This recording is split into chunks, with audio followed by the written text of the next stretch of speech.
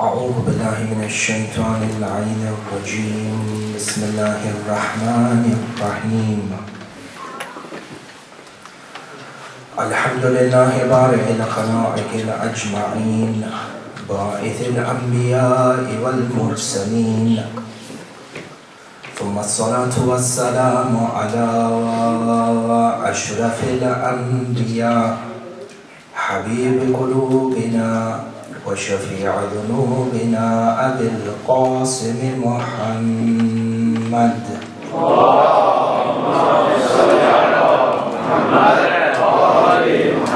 ثم الصلاة والسلام على أهل بيته الطيبين الطاهرين المعصومين المظلومين، لا سيما ولي الله الحجة ابن الحسن صاحب الأمر والزمان.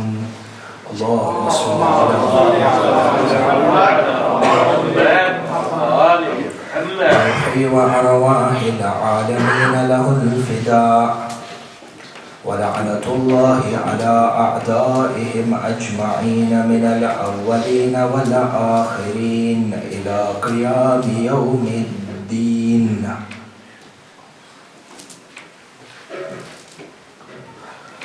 صلى الله عليك يا مولاي يا أبا عبد الله، صلى الله عليك يا مولاي يا أبا عبد الله، يا رحمة الله الواسعة ويا باب نجاة الأمة، يا غريب الغرباء،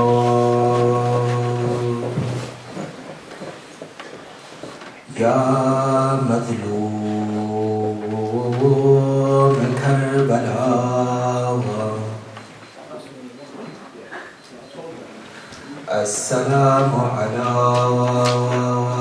من جعل الله الشفاء في تربته،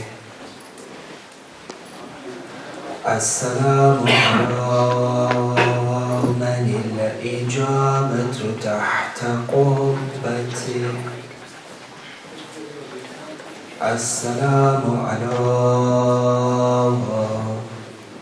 ساكن كربلاء. فيا ليتنا ثم يا ليتنا كنا معكم سادتي يا سادتي، فنفوز فوزا عظيما. أما بعد، قال رسول الله صلى الله عليه وآله وسلم: أحب الله من أحب حسينا، صدق النبي وآمنا به. نوروا مجالسكم بذكر محمد وآل محمد. اللهم صل على محمد وآل محمد. أحبائي, yesterday our discussion based on understanding the hadith literature which we have received through our ulama and through the narrators of hadith. To add a couple of points which are important to complete the discussion before we begin today's topic, which also to a great part is connected with yesterday's topic of authenticating a hadith from within the literature of Ahlul Bayt. For through yesterday's discussion, we came to the conclusion that a hadith which is categorized as a da'if is not necessarily or cannot necessarily be discounted. We said that a hadith which is da'if could have multiple reasons or multiple dimensions as to why it is categorized as da'if. We said one of these examples is that the rawi or the tradition, the narrator within the tradition, one of them is majhul, is unknown. Similarly, you may have a hadith which is considered as a da'if because the chain of narrators is discontinuous. It might be mursal. Based on this, it is taken into consideration whether the discontinuity is at the top of the chain of narrators, whether it is in the middle of the chain of narrators, or whether it is in the end. Like this, you have just about over 12 different categories of hadith that are categorized as da'if. Yani a da'if hadith has 12 different categories or 12 different types. And from amongst these hadith, some of them are considered to be a hujjah, and some of them are not considered to be a hujjah. Some of them are a binding proof, and some of them are not a binding proof. This is one conclusion. Conclusion number two, as we said, a hadith which is categorized as a da'if does not mean that the hadith is unauthentic. A hadith which is categorized as a da'if does not mean it is fabricated. This is a misconception that is created by people of Jahal. Number two. Number three, we said even if a hadith is considered or classified as da'if, you cannot discount it because there may be other surrounding hadith which are mu'tabar or sahih or hasan or muwaththaq that may indeed have content which support the authentication of this hadith. And so long as the content is authenticated, then the sanad has no i'tibar. However, when you come into the world of fiqh, and when it comes to deriving ahkam that are from the wajibat and the ahkam that are haram, then yes, the sanad plays a crucial role. And the fact that the hadith is da'if, great consideration is taken into acting or deducing a hukum shara'i based on this hadith, whether the amal can be wajib or haram. Generally speaking, this is in issues of those acts that are considered either from the wajibat or from the muharramat. However, on the other side, when you come, you find fuqaha will come and they will tell you that when you are establishing a practice from the hadith, which is from the mustahabbat or is from the makruhat, then the sanad of the hadith as well does not play a great role. It is sufficient for an act to be established as a mustahab act. It is sufficient for an act to be considered a makruh act, even if the hadith is da'if, and the ulama have an entire bahth within usul al-fiqh in its place. This as an end and as a conclusion for us to understand those hadith that are categorized as hadith, as da'if.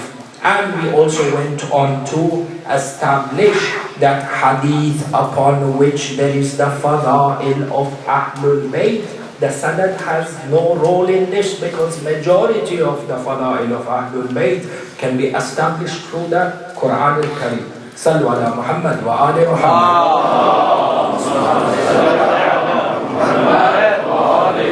Having said this, our discussion today on Ziyarat Ashura. For you find that the institution or Ahlul Bayt alayhim salam over the generations have played great importance and have stressed a lot of emphasis on reviving the affairs of Ahlul Bayt, keeping alive the memory and the dhikr and the goals and the teachings of Ahlul Bayt.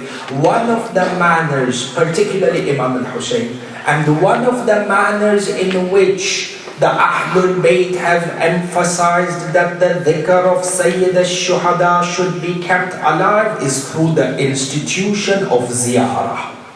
You find that the hadith that speak about the importance and the merits of performing the ziyarah of Sayyid al-Shuhada have reached the level of tawatur within our school of thought. And you find that Ahlul Bayt have paid so much importance. You look at some of the hadith that are mentioned in regards to the thawab of performing the ziyarah of Sayyid al-Shuhada. I would recommend to you, my brothers and sisters, that you refer back to the book entitled Kamilu Ziyarat, authored by Ibn Qawlaway, one of our great scholars within the Ghaibah of the 12th Imam. An entire book in which the traditions are all authentic or mu'tabar from the beginning to the end by attestation of the author himself, Ibn Qawlaway.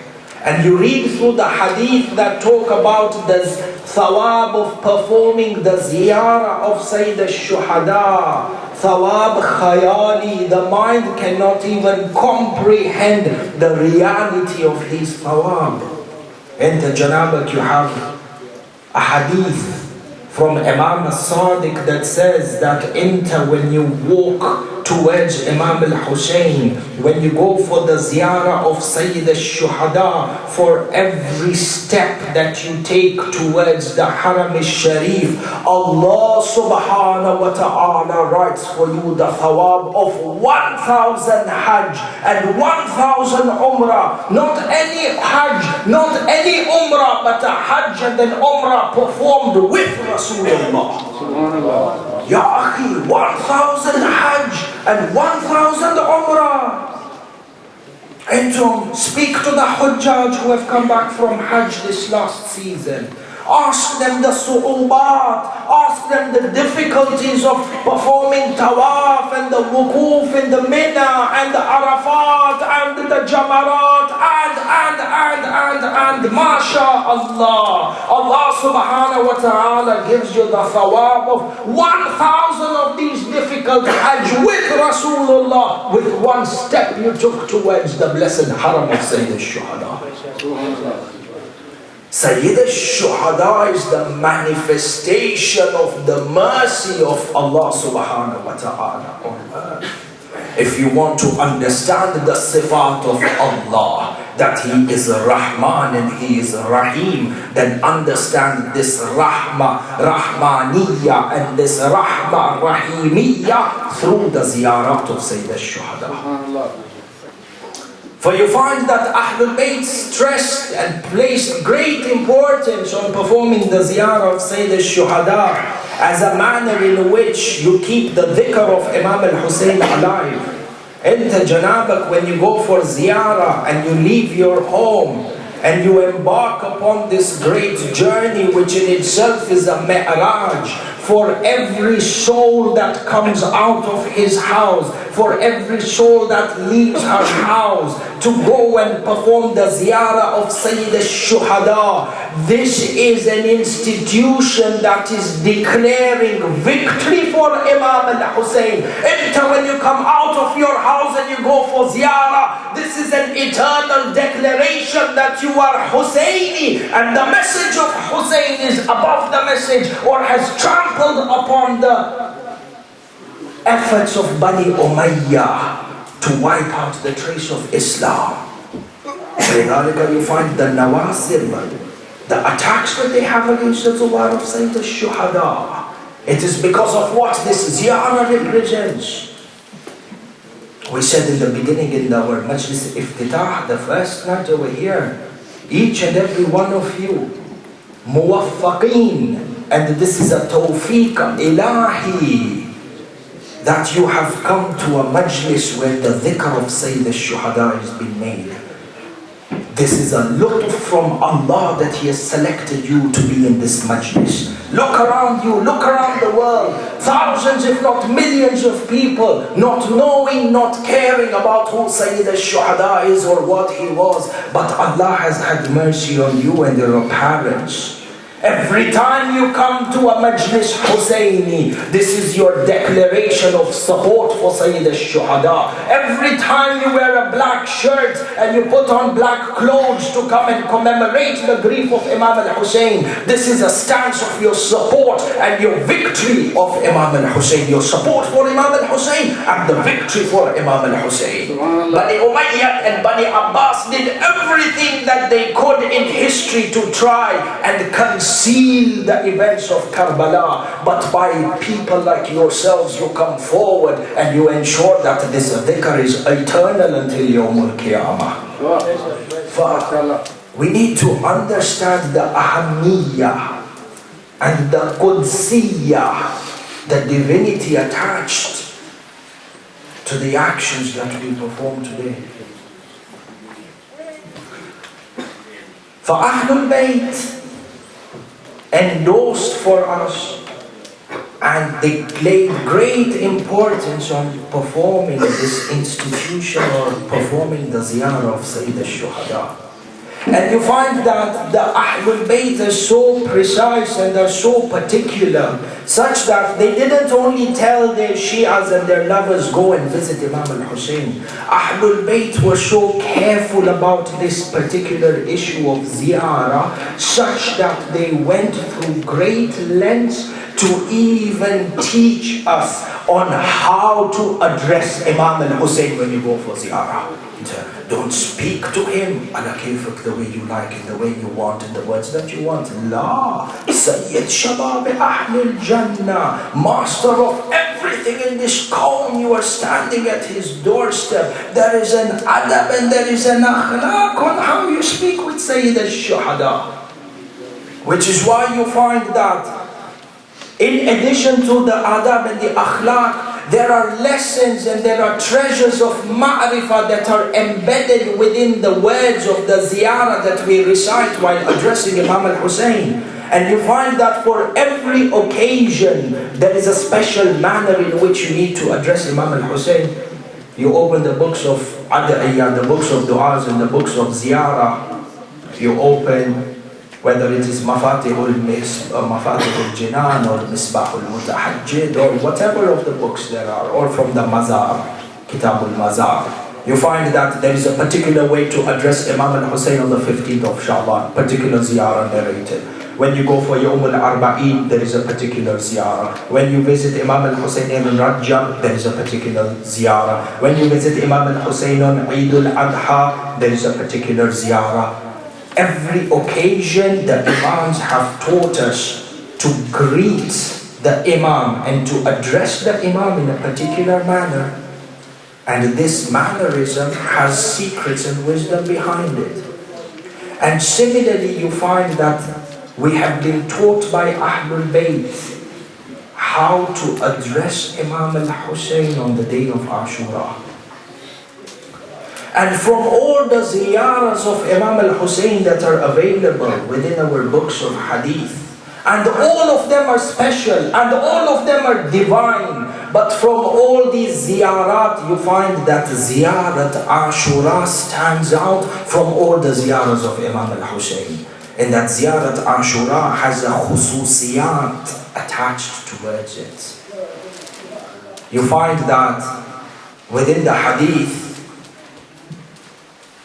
Imam al-Baqir salawatullahi wa salamuhu alayhi,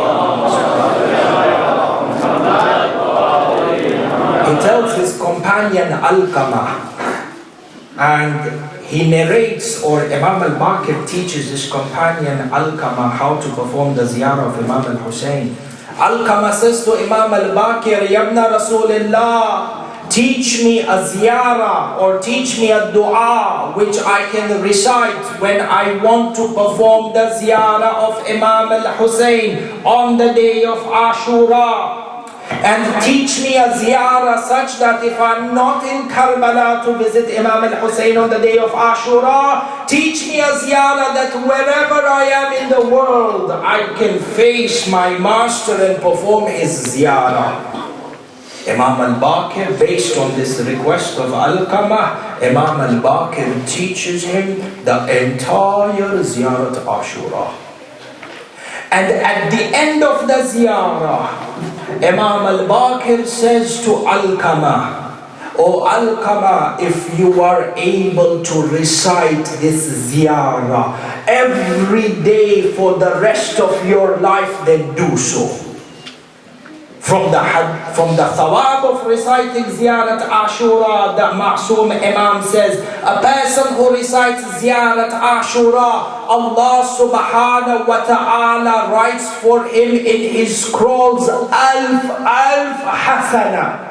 Alf hasana, yani 1,000, because the word million didn't exist in Arabic at that time. For you reciting Ziyarat Ashura, Allah subhanahu wa ta'ala writes for you in your scroll of deeds 1,000,000 good deeds. وَمَحَا أَنْكَ أَلْفْ سَيِّئَةٍ. Allah subhanahu wa ta'ala forgives you 1,000,000 bad deeds. Ya akhi, one good deed is enough to take you into Jannah. Allah gives you 1,000,000 of these deeds. Ya akhi, on Yawmul Qiyamah, one bad deed is enough to tip the scales and send us into Jahannam wa bi'sal masir. Allah forgives us 1,000,000 of these sins because of the barakat of Ziyarat Ashura. And this is perhaps the first two benefits of reciting Ziyarat Ashura. If you go into the benefits and the thawab of Ziyarat Ashura, ya masha'Allah, the entire time of the majlis perhaps is completed. For you find that Imam al-Baqir teaches Alqamah this Ziyarat Ashura, which is to be recited from anywhere in the world, every day, in order to pledge your allegiance to Sayyid al-Shuhada. فَأَنْتُمْ أَحِبَّائِ, lovers of Imam al-Hussein, particularly in these days, make a niyyah that you will pledge your allegiance to Sayyid al-Shuhada with the recitation of Ziyarat Ashura daily. And from today, from tomorrow, 6th of Muharram, 7th of Muharram, every day, when you get charged in the morning before your work, before your school, stand up in your mihrab, on your musalla, put your hand on your chest and say, Ya Aba Abdullah, even though I was not there in Karbala on 61 AH, here I am to give my bay'ah to you.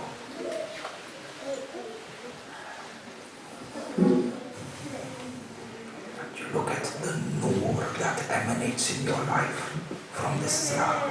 Sallu ala Muhammad wa ala Muhammad.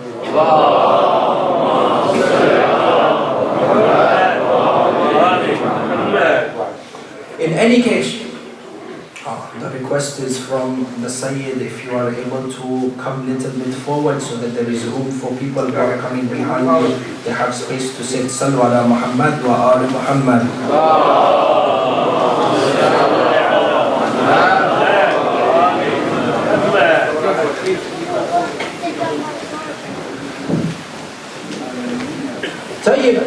For you have this narration of Ziyarat Ashura, whose fada'il and whose thawab are masha'Allah, a ziyarah which Imam al-Baqir has commanded us to recite every day of our lives, whichever part of the world in which we are. However, you find that in this day and age, there are a lot of misconceptions that surround Ziyarat Ashura. And ihna ya ikhwani, we live in a zaman, we live in a time, and we live in an age which is filled with fitna and filled with fasad. We live in a zaman that is filled with tashkikat, where doubts are systematically planted within the minds of the believers, doubts in regards to their aqidah, doubts in regards to their practices, doubts in regards to Imam al-Hussein, doubts in regards to Ziyarat Ashura. And you find that a number of people come forward and have made the claim that Ziyarat Ashura in essence is a da'if. The chain of narrators through which Ziyarat Ashura has reached us is a da'if. And now we had an entire majlis yesterday on hadith that is da'if. For inshallah, kullukum, each and every one of you, ulama, When you are counted with ishkal and objections like these, you are able to answer them in an objective, academic, non-violent and eloquent manner. They come forward and they say that La Ziyarat Ashura is da'if. Da'if yani, we do not have full itmi'nan from the chain of narrators that Ziyarat Ashura actually emanated from a ma'asum imam. This is the objection. Yani, we are not 100% convicted that Ziyarat Ashura has emanated from the Ma'asum Imam. Maybe it emanated from Fulan, maybe Fulan scholar wrote it, because the teachings, because of the words that are inside of Ziyarat Ashura, a lot of these words and these sentiments don't fit with the image of Islam. How do we counter these objections? In regards to the authenticity of Ziyarat Ashura.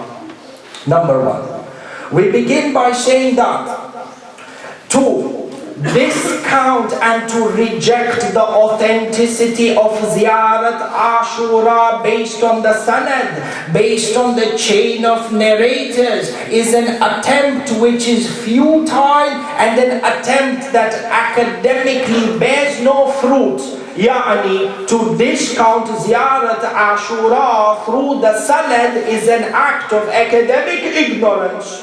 Why? Because the goal of analyzing the chain of narrators for any given tradition is to establish the credibility of the content within the hadith. Therefore, when it comes to analyzing the sanad of Ziyarat Ashura, the chain of narrators of Ziyarat Ashura, the goal behind studying this chain of narrators is to ensure that the content which they have revealed to us through this chain is authentic. And now we say to them, in this majal, the sanad absolutely has no role. The chain of narrators has no role. Why? Because the content of Ziyarat Ashura in itself, the content and the meanings within Ziyarat Ashura, regardless of the chain of narrators, this content, jumla, sentence by sentence of Ziyarat Ashura can be authenticated, warranted and certified through hundreds of other hadith within our literature that are considered to be mu'tabar.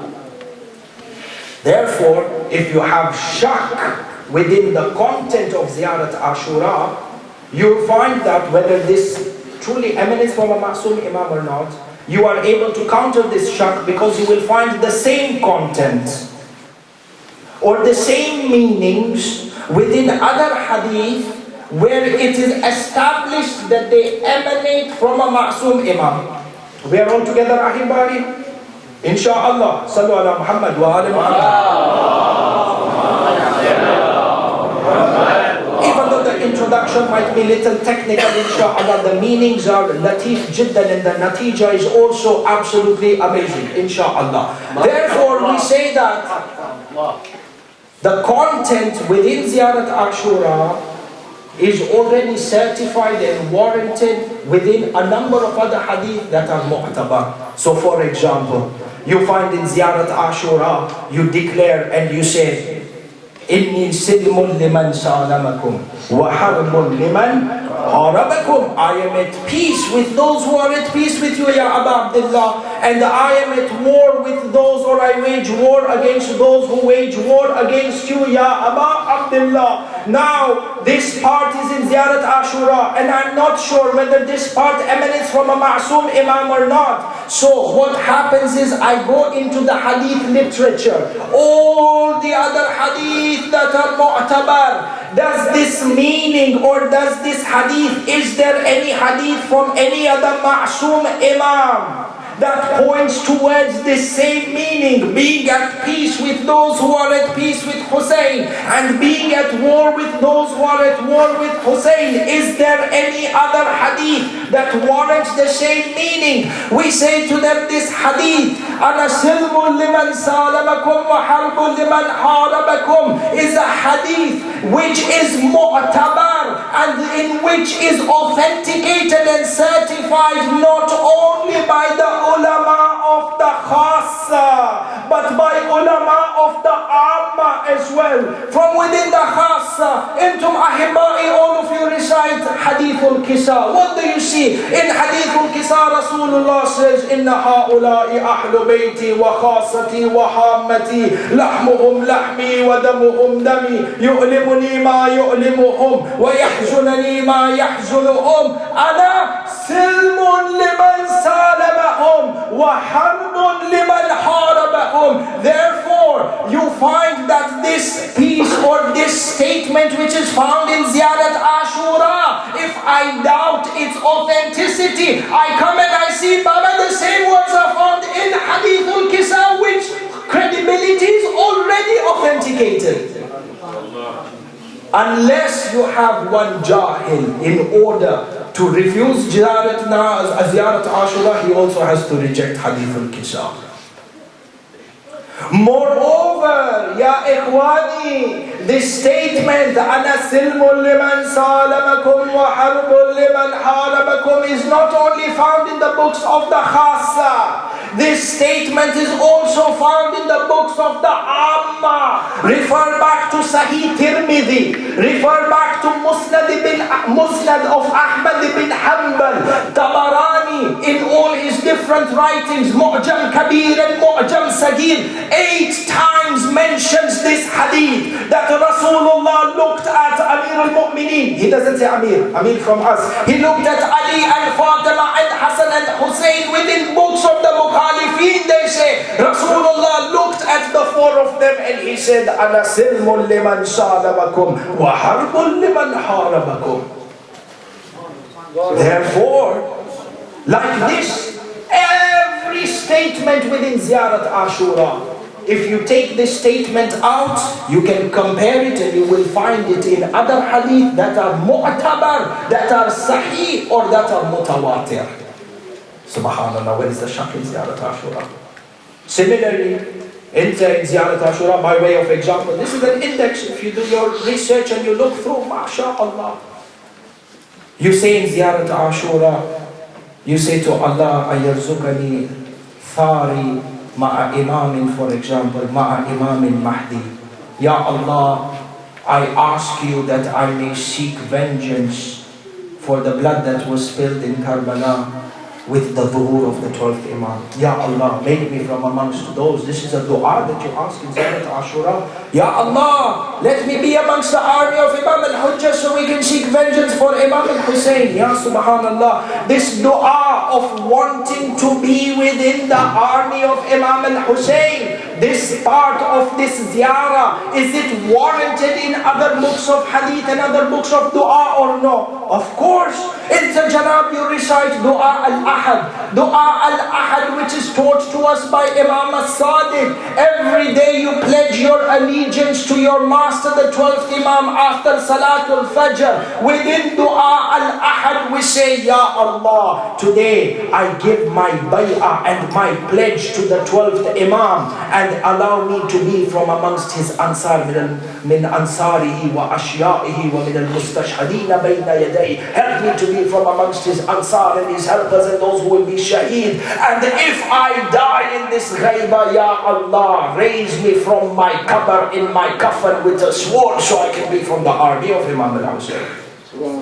Therefore, a person cannot say that Ziyarat Ashura is not credible or is unauthentic, because all of the meanings within Ziyarat Ashura are warranted by other hadith and other du'as that are all muqtabar and authentic. Sallu ala Muhammad wa ala Muhammad. This is the first point. The second point is that every statement in Ziyarat Ashura, jumla, every statement in Ziyarat Ashura is warranted by the teachings of the Quran. All the meanings that you find, all the du'as that you find, every statement that you find in Ziyarat Ashura, you will find that the root of this statement is within the Quran. I feel personally that this is the point that perhaps sticks out and causes a lot of people to question the authenticity of Ziyarat Ashura. And this is the issue of la'na. This is the fact that we are sending la'na on fulan and awwal man dhalama dhalimin. Allahumma lan awwala dhalimin dhalama haqqa Muhammadin wa ali Muhammad wa akhira tabi lahu ala dhalik. And you send la'na on Yazid and Muawiyah and Ali Sufyan and Ali Ziyad and. They say that majority of the people, they say that we reject this ziyarah because of the la'na. Ya akhi, la'na is a concept which is deeply rooted within Islam and forms the core of the teachings within the Quran. La'na is a culture and a concept which is deeply rooted within the Quran. Into Ikhwani, search the Quran. There are at least 37 verses in the Quran where Allah subhanahu wa ta'ala sends la'na on different people for different reasons. How can I have shak in Ziyarat Ashura for the la'na when I read the Quran and there is la'na in the Quran? If I have shak in the authenticity of Ziyarat Ashura because of the la'na, that means I should have shak in the Quran because of the la'na within the Quran. Anyone has the majal to have shak within the Quran? Abadan la. You find verses within the Quran itself. We share for you 2 verses just as by way of quick reference. In Surah Al-Baqarah, Allah subhanahu wa ta'ala says, verse number 159, Bismillahir Rahmanir Rahim. إن الذين يكتمون ما أنزلنا من البينات والهدى من بعد ما بيناه للناس في الكتاب. Allah subhanahu wa ta'ala is warning a group of people. Indeed, those who cover up, who try to hide the truth after we have revealed it very clearly. Those who try to cover up guidance after we have revealed it very clearly. بَعْدَ مَا بَيَّنَّاهُ لِلنَّاسِ فِي الْكِتَابِ. Those people who try to conceal haqq, those people who try to conceal the truth which is within the Quran and very clearly manifested, then what happens to these people? Allah subhanahu wa ta'ala says, أُولَٰئِكَ يَلْعَنُهُمُ اللَّهُ. Those people who try to intentionally cover up haqq, who intentionally cover up the truth, the la'na of Allah is on them. But only the la'na of Allah? La. وَيَلْعَنُهُمُ اللَّائِنُونَ. Everyone in this cone who sends la'na will send la'na on those people who try and hide the truth. Allah subhanahu wa ta'ala is sending la'na within the Quran for those people who hide the truth. فَعَلَيْكُمْ بِالْحَقِّ. Muawiyah, did he not try to cover the haqq in regards to the wilayah of Amir al-Mu'mineen? Muawiyah didn't kill people who were narrating the fadail of Amir al-Mu'mineen. Meaning what? The wilayah of Amir al-Mu'mineen is haqq or no? Is haqq as per the Quran, as per ayatul Ghadir, as we saw in the last few nights. Therefore the tatbiq of this verse on Muawiyah is clearer than the day. More than that, Surah An-Nisa, Allah subhanahu wa ta'ala says, Bismillahir Rahmanir Rahim, وَمَنْ يَقْتُلْ مُؤْمِنًا مُتَعَمِّدًا فَجَزَاؤُهُ جَهَنَّمْ خَالِدًا فِيهَا وَغَضِبَ اللَّهُ عَلَيْهِ وَلَعَنَهُ. Allah says the person who kills another mu'min, or a person who kills a mu'min on purpose, a person who kills a mu'min and that mu'min had no fault, then his reward is that he will be thrown into Jahannam. The anger of Allah will be upon him and Allah will send his la'na on him. Based on this verse of the Quran, Yazid killed a mu'min or no? Mu'min Shuno, Sayyidul Sadatul Mu'mineen, he killed, Yazid killed his Sadatul Mu'mineen. So based on the Quran, Yazid is mustahiq for la'na or no? Based on the Quran, Ali Ziyad is mustahiq for la'na or no? Based on the Quran, Ali Marwan are mustahiq for la'na or no? Based on the Quran, they deserve la'na. So then why this shak in Ziyarat Ashura? In essence, to doubt the teachings within Ziyarat Ashura. To doubt Ziyarat Ashura is to doubt the Quran in itself. Because the teachings that are in Ziyarat Ashura are reflected within the Quran. Sallu ala Muhammad wa ala Muhammad.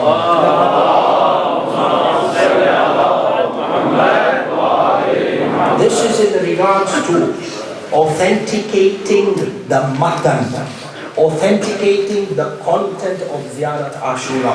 Therefore, the summary from these two examples, from the Sunnah and from the Quran.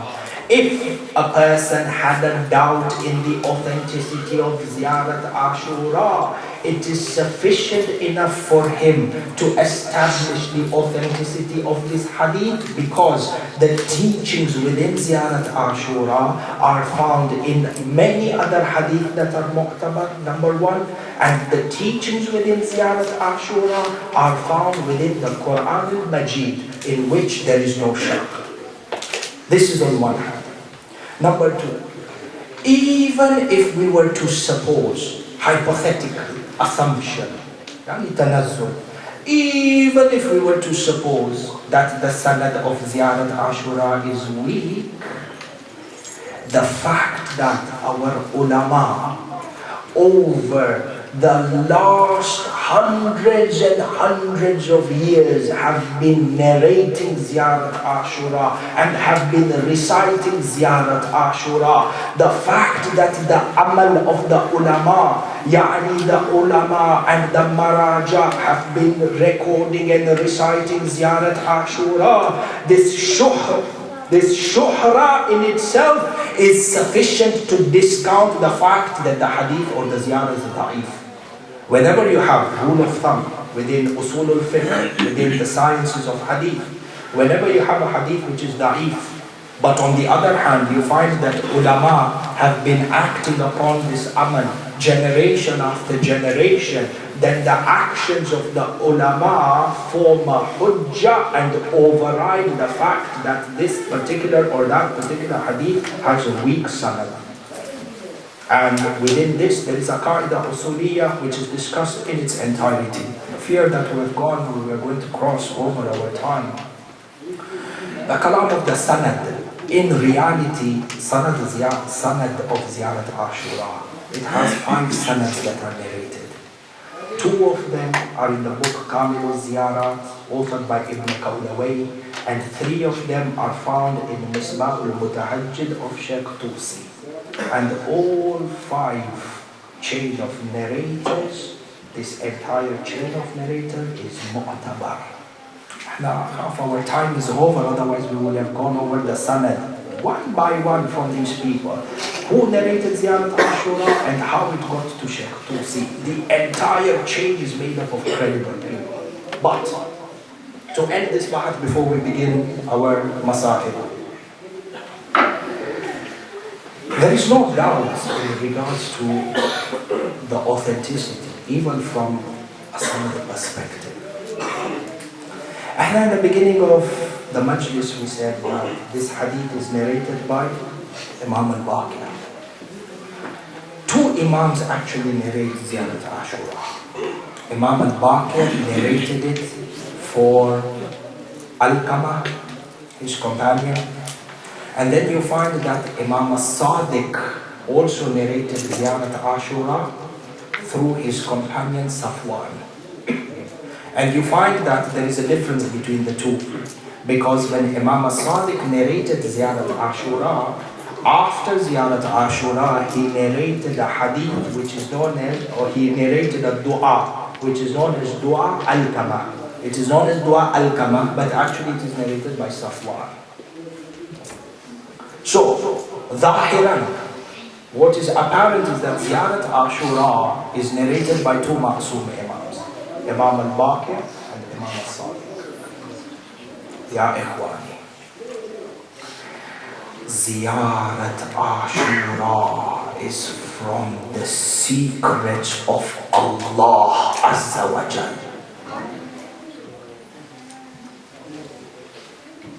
Ziyarat Ashura is from the secrets of Allah Azza wa Jal.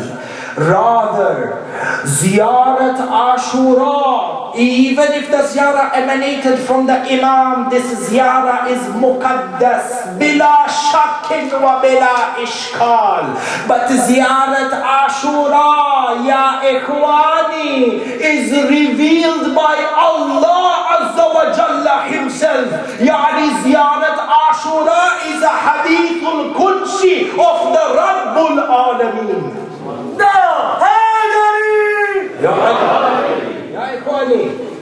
You refer back to Misbah al-Mutahajjib of Shaykh al-Tusi, and let me read for you this sanad, this chain of narrators. Imam al-Sadiq says to Safwan, his companion, after having narrated the entire Ziyarat Ashura for him, and after having narrated Dua al-Kama for him, Imam al-Sadiq is telling Safwan, وَتَعَاهُدْ هَذِهِ الزِّيَارَةِ وَادْعُوا بِهَذَا الدُّعَاءِ وَزُرْ بِهِ. Imam al-Sadiq tells Safwan, make sure that you hold on to this ziyarah, recite this ziyarah every day, embrace it, do not neglect this ziyarah, recite it every day. Visit Imam al-Hussein through it. What happens if you do this with Ziyarat Ashura?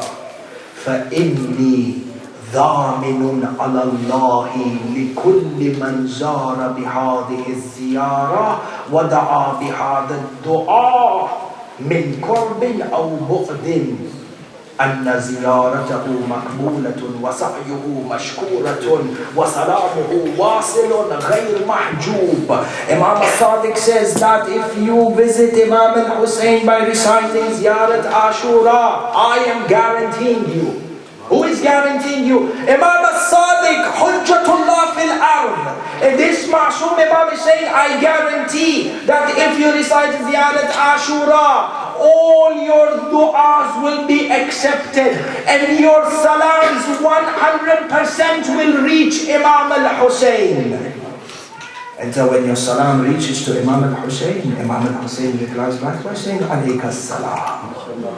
Do not miss this chance to get the attention of Sayyid al-Shuhada. All his du'as are accepted and his ziyarat is accepted. His salams reach Imam al-Hussein. وَحَاجَاتَهُ مَقْدِيَّةٌ. All his hajat will be accepted.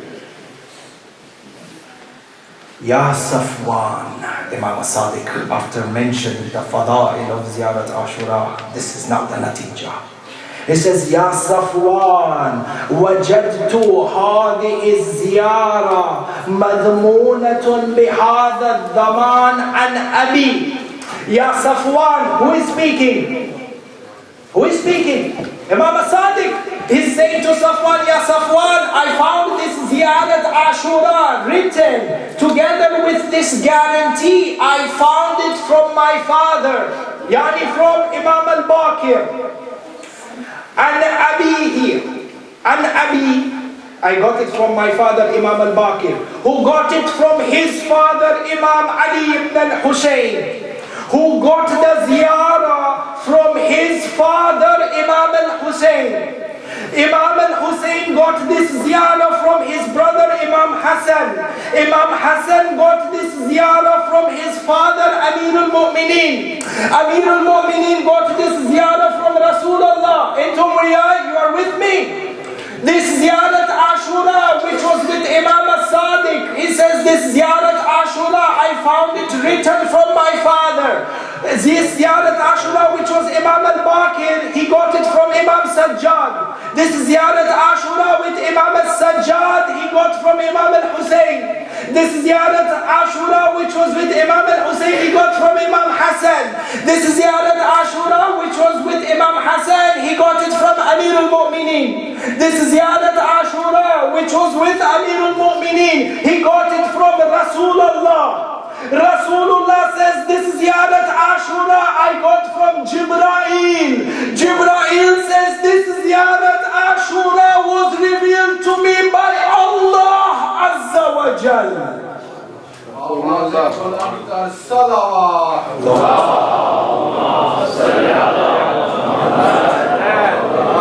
Ikhwani, Ziyarat Ashura is a hadithul Qudsi from Allah.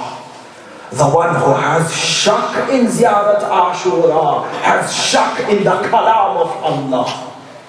What ta'liq and the natija for you? What do you call somebody who has shak in the kalam of Allah? And then there is a dua over here, Imam, or there is the words of Allah. وَقَدْ آلَ اللَّهُ تَعَالَى عَلَى نَفْسِهِ عَزَّ وَجَلَّ مَنْ زَارَ الْحُسَيْنَ بِهَذِهِ الزِّيَارَةِ مِنْ قُرْبٍ أَوْ بُعْدٍ وَدَعَا بِهَذَا الدُّعَاءِ قُبِلَتْ مِنْهُ زِيَارَتُهُ وَشَفَّعْتُ or قَبِلْتُ مِنْهُ زِيَارَتُهُ وَشَفَّعْتُهُ فِي مَسْأَلَتِهِ. Allah Azza wa Jalla makes a promise that whoever recites Ziyarat Ashura, whether it is from Karbala or outside of Karbala, Allah Himself will ensure that all his hajat are accepted and all his sins are forgiven. Ikhwani, do not take Ziyarat Ashura lightly. This is a hadith al-Qudsi from Allah, a gift from Allah towards the mu'mineen, through which we address Sayyid al-Shuhada. Sallu ala Muhammad wa ala Muhammad.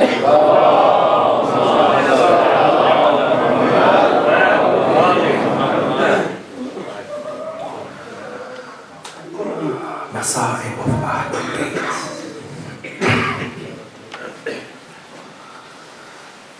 Ashura, the day of Ashura, is one of the greatest tragedies that have fallen upon Ahlul Bayt.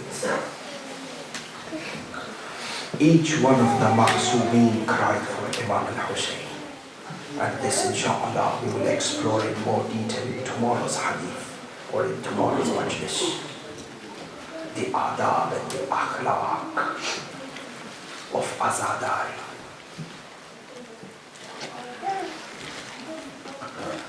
Imam al-Rida states that the day of Ashura is the day that wounded our eyelids, and because of this day of Ashura we have cried streams of tears.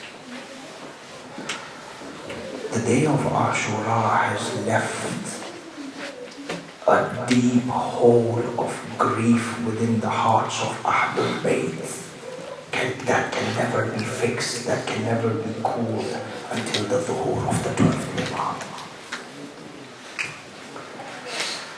The narrations mention that on the day of Ashura, as the wall of drums were beaten from the side of Shimar al-La'in and Umar ibn Sa'ad, each one of the companions fortified themselves in a battle format, and they performed the jihad, the best of jihad, in the way of Allah, in defense of the daughter, in defense of the son of the daughter of Fatima. The companions gave everything that they had in the way of Imam al-Hussein, such that the narration mentions that after Dhuhr there came a time where none of the companions remained from the camp of Imam al-Hussein. No more Habib, no more Muslim, no more Amish. Burayd has become Shaheed, Wahab has become Shaheed. Imam al-Hussein stands in the middle of Karbala. Allah, Allah, Allah. Intum Shi'as, lovers of Imam al-Hussein. It is as if you are in Karbala and you are watching and you are looking at your Mawla standing in the middle of Karbala, surrounded with blood and surrounded by dead bodies. And it is over here Imam al-Hussein cried out, Ala min nasirin yansuruna,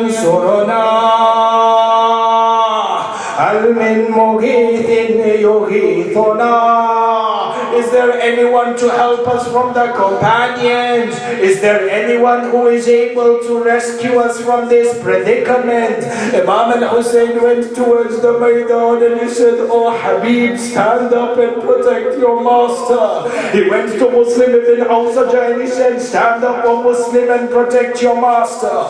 When the Bani Hashim saw all the difficulties and they saw the plea of Imam al-Hussein, all the children of Bani Hashim Hashim surrounded Imam al-Hussein, and this manzar was as if one lion is surrounded by a number of lions. Imam al-Sajjad describes the Bani Hashim as being 17 youth, the likes of whom the world has never seen the likes of these 17 Bani Hashim. Unparalleled men, unparalleled youth in their iman, in their aqidah, in their nur, in their akhlaq.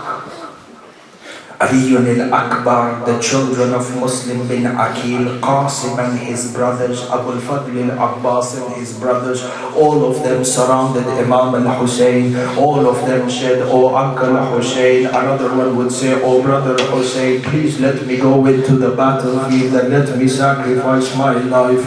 Imam al-Hussein sat back and he looked at all his nephews and he looked at his brothers and cousins. Imam al-Hussein began to cry, "Allah, Allah, what day has come on the son of Fatima, such that Imam al-Hussein has to decide which one of his nephews will be killed first, which one of his sons are going to be killed first." Imam al-Hussein began to weep and he began to cry, and then he said, "O children of Bani Hashim, O children of Aqil, O children of Jafar, O children of Amir al-Mu'mineen, have sabr, for indeed after this day of dhulm there shall be no dhulm on you." Allah, Allah, one by one, each one of the Bani Hashim went into the battlefield. Sometimes they went in twos, sometimes they went by themselves, each one getting permission from Imam al-Hussein with a lot of difficulty. How can an uncle who has seen his nephew and cousins grow up die in front of him? The heart of Imam al-Hussein had a sabr that we do not understand. The narrations mention that the Bani Hashim gave their lives until the time came for Awn and Muhammad. Allah, Allah.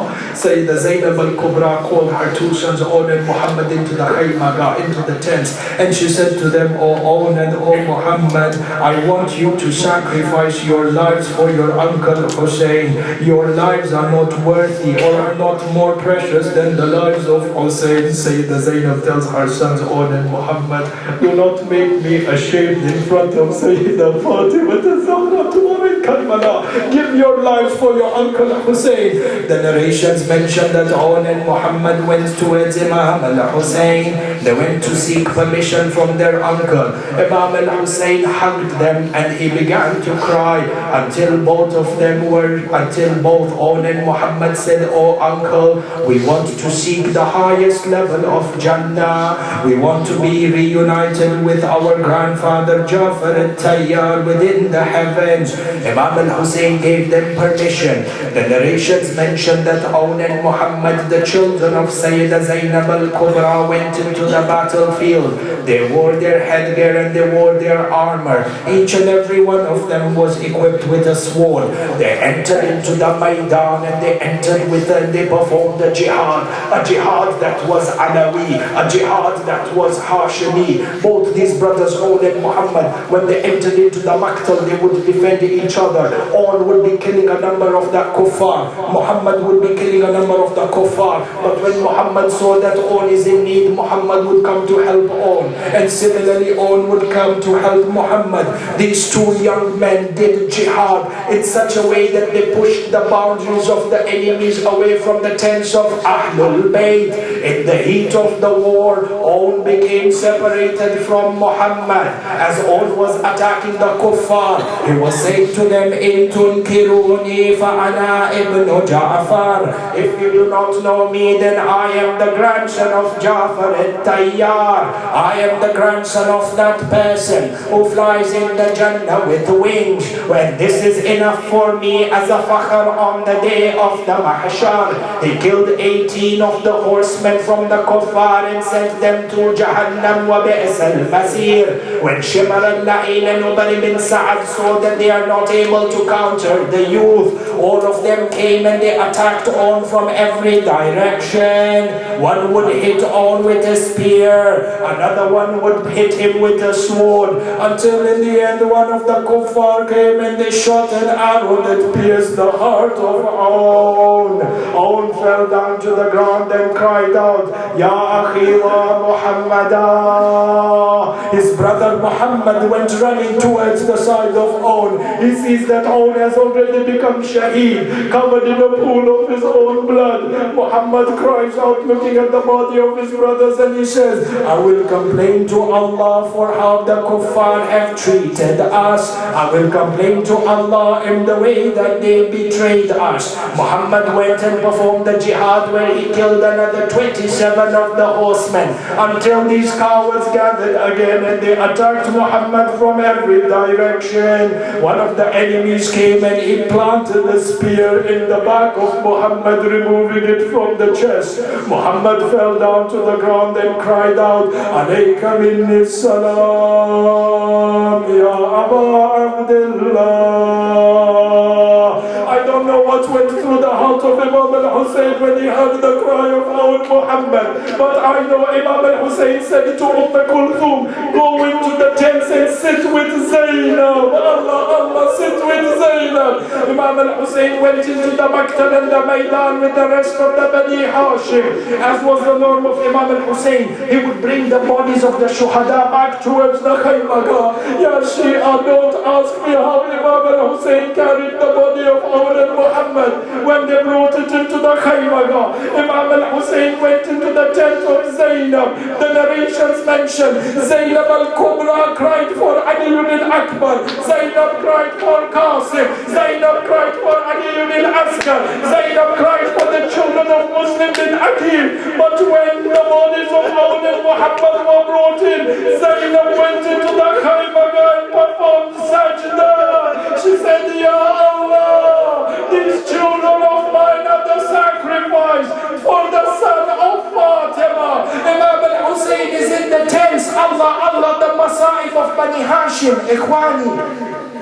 As we mourn the children of Sayyidah Zainab al-Kubra, we also want to mourn today one of the Bani Hashim who is not remembered as often, and this is Abdullah, the son of Muslim bin Aqil. The narrations mention that when the children of Sayyidah Zainab, when the sons of Sayyidah Zainab became shaheed, and on another tradition that the son Abdullah, the son of Muslim bin Aqil, was the first one of the Bani Hashim to go into the battlefield. He asked Abdullah, the son of Muslim bin Aqil, he asked permission from Imam al-Hussein to go into the battlefield and defend him. Sayyid al-Shuhada looks at Abdullah and he says to him, Oh Abdullah, your father Muslim bin Aqil has just been made shaheed a few days in Kufa. Allah. This is that Muslim bin Aqil whose body was thrown down from Qasrul Imara. The kuffar of Kufa tied a rope to his legs and they dragged the janazah of Muslim bin Aqil in the streets of Kufa. Imam al-Hussein says to Abdullah, your father has been killed in Kufa. You give comfort to your mother. You be a sort of source of support for your mother. Abdullah comes back to Imam al-Hussein and he says to him, Oh my master Aba Abdullah, my mother has sent me to be a sacrifice for you. Imam al-Hussein blesses Abdullah. He hugs him. These are his nephews that are going. The narrations mention that Abdullah ibn Muslim bin Aqil rode upon his horse and entered into the Maktab. He cried out into the towards the people that I am the son of Muslim bin Aqil. I am the son of the one who was deserted in Kufa. We are the people of Iman. We are the people of Yaqeen. The narrations mention Abdullah performed the jihad. He dismantled the right wing of the enemy. He dismantled the left wing of the enemy. He killed 98 of the horsemen. They didn't know how to challenge Abdullah. The narration mentions one of the kuffar was following Abdullah ibn Muslim bin Aqil from a very close range. He fired an arrow. He put an arrow into his bow. He aimed it towards the head of Abdullah ibn Muslim bin Aqil. He shot the arrow towards Abdullah because the distance was so close. Abdullah tried to protect his face from the arrow. The narrations mention the arrow was shot from such a close distance. It pierced the hand of Abdullah and it entered into the forehead. The man's hand was stuck to his forehead with an arrow inside. Another one of the enemies came and pierced Abdullah with a spear in the chest. Abdullah ibn Muslim bin Aqil falls to the ground. He cries out, Alaykum inni salam, Ya Aba Abdullah. This son of mine is now reunited with his father Muslim in Jannah.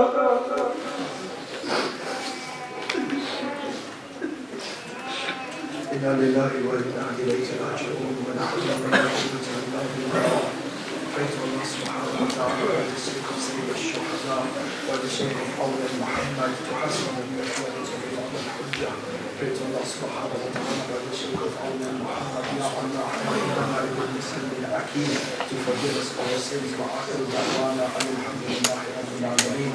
رحم الله من قرأ سورة الفاتحة تسبيحه بالصلاة على محمد وآل محمد.